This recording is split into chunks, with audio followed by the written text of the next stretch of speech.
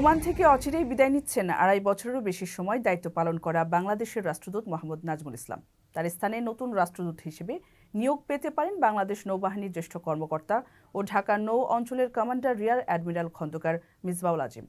সামরিক কর্মকর্তাকে নিয়োগের খবরে ইতোমধ্যেই প্রবাসীদের মধ্যে নতুন আশার সঞ্চার হয়েছে। গত সোমবার সকালে ওমানের পররাষ্ট্রমন্ত্রী সাইদ বদর হামাদ আল বুসাইদির সঙ্গে বিদায়ী সাক্ষাৎ করেন রাষ্ট্রদূত। বিষয়টি ওমানের পররাষ্ট্র মন্ত্রণালয়ের এক্স হ্যান্ডেলেও তুলে ধরা হয়।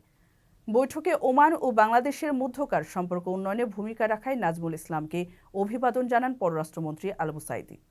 এছাড়া ওমানে দায়িত্বের সফল সমাপ্তির জন্য বাংলাদেশি রাষ্ট্রদূতকে অভিনন্দনও জানান তিনি। মোহাম্মদ নাজমুল ইসলামকে ২০২২ সালের ১০ মার্চ ওমানে বাংলাদেশের রাষ্ট্রদূত হিসেবে নিয়োগ দেয় সরকার। তার আগে বিসিএস ১৫তম ব্যাচের এই কর্মকর্তা কূটনীতিক হিসেবে সুইডেন, সৌদি, বেইজিং, লন্ডন ও জাকার্তায় বিভিন্ন পদে কাজ করেছেন। নাজমুল ইসলাম বাংলাদেশ প্রকৌশল ও প্রযুক্তি বিশ্ববিদ্যালয় থেকে সিভিল ইঞ্জিনিয়ারিংয়ে বিজ্ঞানে স্নাতক ডিগ্রি অর্জন করেন। এছাড়া তিনি দেশে ও বিদেশে বেশ কিছু পেশাগত প্রশিক্ষণ কোর্স সম্পন্ন করেছেন।